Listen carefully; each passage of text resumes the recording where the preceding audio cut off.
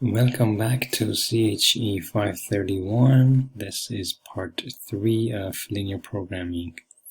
So in the last video we talked about first approach, how to solve linear programming using Simplex Method. I have this spreadsheet here. We explained the first approach. We said if you made a mistake in one of the steps or cycles, you still get the solution, but you most likely will go over more cycles. So here's one example of making a mistake. Alright, so this is the original matrix after we converted all of the inequalities to equalities, right? And the first step is, as before, we set the non-basic variables to 0. So the non-basic ones are the ones with non-zero coefficients in the first row, other than z. So x1 and x2 would be non-basic. We set them to 0 and solve x3, x4, x5 using the other three equations. And you find these are the x3 to x5. However, this solution is infeasible because two of the variables are negative, and we said non-negativity is implied. So the optimal solution should have non-negative variables. So anyways, this is infeasible. Now I'm going to make a mistake here. We know the right approach is we're going to pick up the column corresponding to most negative value in the first row, but because these are the same, you can pick either column, either this column or this column. So I'm going to pick, let's say, the second column. So far I haven't made any mistake yet. Okay. Now within this column, the rule says we have to pick the smallest positive or non-negative ratio of right-hand side over the coefficient, and that column that row should not have a negative coefficient. Well, that means if I look at this column, other than the first row, this has a negative, so I should not select it. This row has a negative right-hand side ratio of, negative ratio of right-hand side over the coefficient, so this row should not also be selected. And that's the only row left.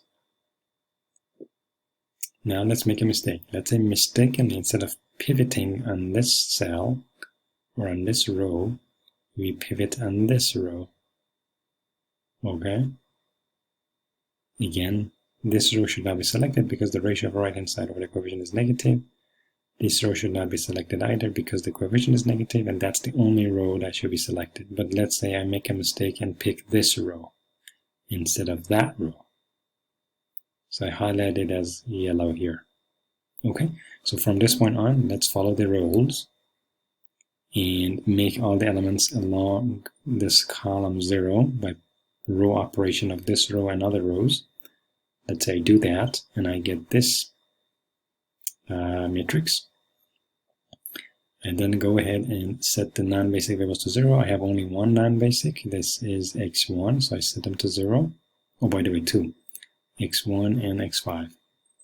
So two non-basic variables, we set them to 0, solve the other three using the other three equations. You find these to be the solutions.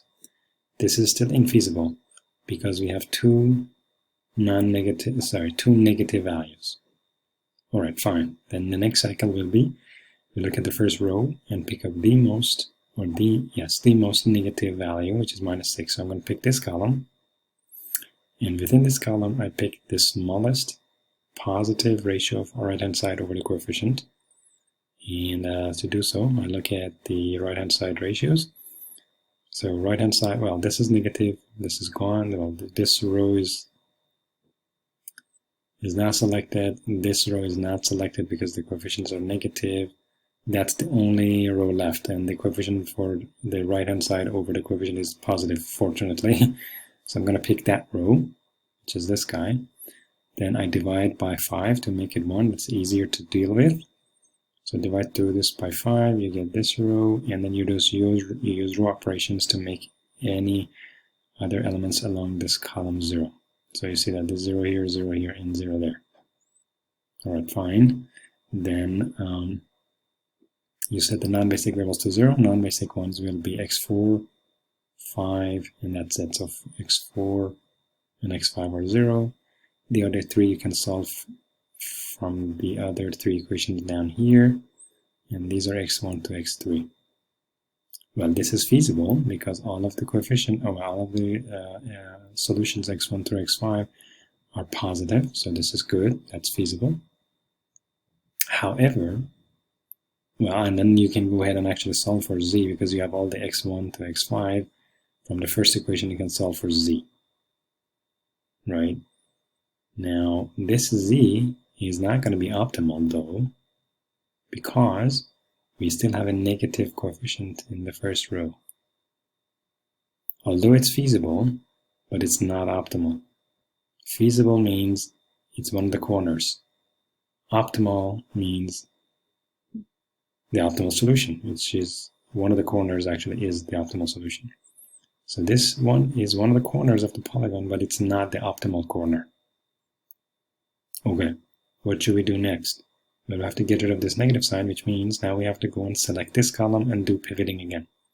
So I'm going to select this column, and then within this column, look at the smallest non-negative ratio of b over the right-hand side over the coefficient. So this row has a negative coefficient, and that's the only row that is left. So I'm going to pick that up, divide through by 0.2. So divide this row by 0.2. You get 1 here. And then you use row operations by multiplying, adding, subtracting this row, and multiplying this row by constant and adding or subtracting from other rows. You should be able to make this element 0 and this element. So you have to make these two elements 0, which I did here. Now, you see that all of the coefficients in the first row are positive. On top of that, we can go ahead and set the non-basic variables to 0. So the non-basic ones are x3 and x4. You see them 0. And then you use the other 3 equations to solve for x1, 2, and x5, which I did right here. You can go ahead also and find z, because the coefficient for d is 0. These values are 0. The coefficients for others are also 0. So the only way you can solve z is to say z equal to 3. All right, so this is a feasible solution because all of the variables are non-negative. They satisfy the constraints, and all of the coefficients in the first row are also positive. So this is z is going to be the corner of a polygon, and it's going to be the solution. Okay, so we found the solution exactly the same as the one we found using the first approach, z equal to 3, and x1 equal to 1 and x2 equal to 2, right? Well, slack variables are not so important because we introduced them along the way. They were not part of the problem initially. That's why I don't have them green here. So the only green ones are x1 and x2 in the objective function. So, what was the goal of this second approach? Just wanted to show you that if you make a mistake in choosing the right pivot, you still get the solution, but we've gone over 4 cycles, cycle 1, 2, 3, and 4. If you compare that with the first approach, we went through 3 cycles.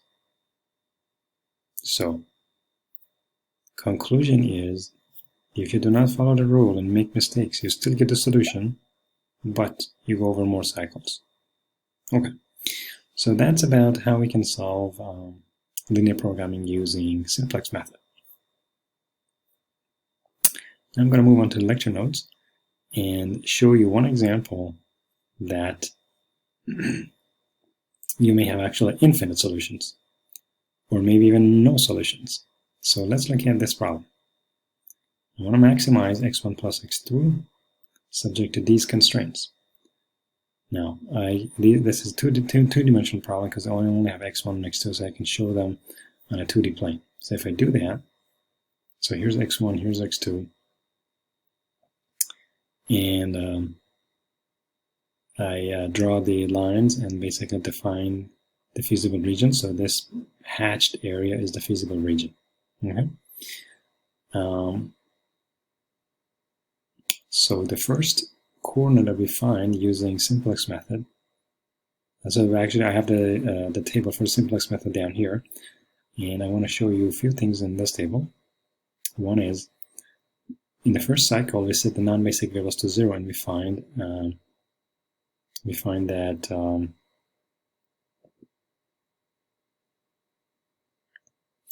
we find that x1 and x2 equal to 0, which means this corner.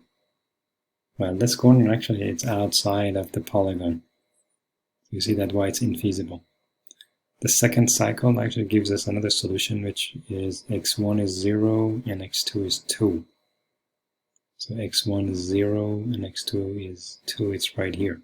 So this point is the second solution, which is still infeasible because it's outside the polygon. So we start from here, then here, then the third solution is x1 equal to 1 and x2 equal to 2. So x1 equal to 1, x2 equal to 2.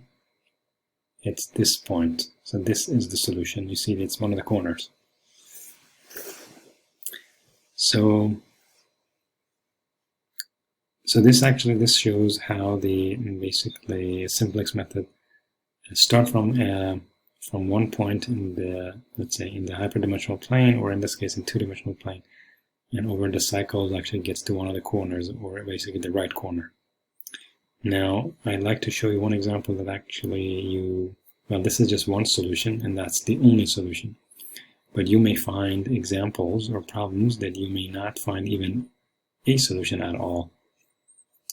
So so here's an example. Let's say I want to maximize 2x1 plus x2 subject to these constraints. You go ahead and plot them on a 2D plane because that's the two-dimensional problem. So you see that here's my x1, here's x2. I have two lines corresponding to line 1 and line 2. So here's line 1, or inequality 1. This is inequality 2. And when I do that, I do not see a closed polygon anymore. Well, this basically feasible region is bounded from below and from the left, but it's not bounded from the right because these two lines are expanding. So this angle is basically opening up as you go to the right. So these two lines never cross on this side. They cross on this side, but this side is outside the feasibility region. So anyways, because these two lines never cross, you cannot check all the corners of the polygon because the other corners basically are at infinity. Okay, so now the question is there a solution or there infinite solution in here? Well, first of all, the feasibility region is infinitely long. So this feasibility region goes forever. So the only corners that we can check actually is this, and the three corners we can check. The other corners are not accessible anymore. Okay, so now let's plot the objective function on top of these two axes. So this red line is the objective function, is 2x1 plus x2 equals some constant. Okay, so by changing that constant, this line can go... By changing the constant, this line can go up and down. Okay, basically that constant you add here is going to be the intercept. Okay, so 2x1 plus x2 equals some constant will be represented by this line. And my goal is basically to make that constant as much as possible because that constant will be the value of the 2x1 plus x2. And if you want to maximize 2x1 plus x2 means you have to maximize the intercept. So I can see that if I move, well, I know that the solution is on the border of this polygon or maybe half polygon. So the solution is either this point or this point, but which one gives me the larger intercept? But actually both of them give you the same intercept. Now the question is which one. Well, we can move this line up and down because the feasibility region is infinitely long.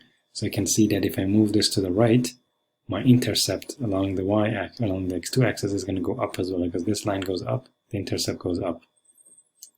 So what is there any limit to the intercept? No, because the line can go to the right as much as, well, you can actually move this line to the infinity and there is no limit because you always stay within the feasibility region, and as such, the intercept can go up to infinity. So that means there's no optimal solution. The maximum of this function is